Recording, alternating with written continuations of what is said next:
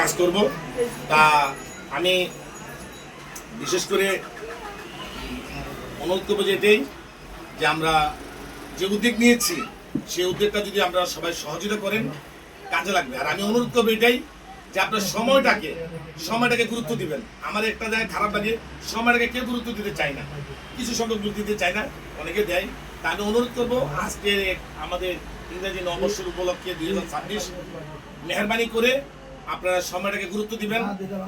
একটা নেতা কর্মীকে শ্রদ্ধা সম্মান করে কথা বলবেন, দেখবেন অনেক নেতা তৈরি হবে, অনেক কর্মী তৈরি হবে। আর আমি একটি কথা বলতে চাই, 26-25 সালে এই মানবাধিকার প্রতিষ্ঠা বাস্তবায়ন সংস্থায় আমার কাজে কর্মে চলাতে ব্যবহারে কেউ যদি আমার বিরুদ্ধে কষ্ট পেয়ে থাকেন, আমাকে ক্ষমা দৃষ্টিতে দেখবেন। কেন আমি চাই আপনাকে দিয়ে আমি পারভেজ শেখ হৃদয়, আমাকে দিয়ে আপনি আলামিন। কেউ এককভাবে পৃথিবীতে বড় হইতে পারে না। না হলে ওই চেয়ারম্যান মানবাধিকার করতে পারতো, চেয়ারম্যানের রাজনীতি দল করতে পারতো।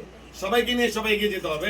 তার দ্বিতীয় দ্বন্দ্ব বাদ দিয়ে আমি আবারও বলি, 2025 সালের কর্মে রাজপথে বিভিন্ন ময়দানে বিভিন্ন আমরা অনুসন্ধানে যদি কেউ আমার আচার ব্যবহারে কষ্ট পেয়ে থাকেন, ক্ষমা দৃষ্টিতে দেখবেন। আমি চেয়েছি সবাইকে নিয়ে এগিয়ে যাওয়ার জন্য। তা সুতরাং সকলের সুস্বাস্থ্য কামনা করে এই মানবতার লক্ষ্যে মানবতার জয় হোক।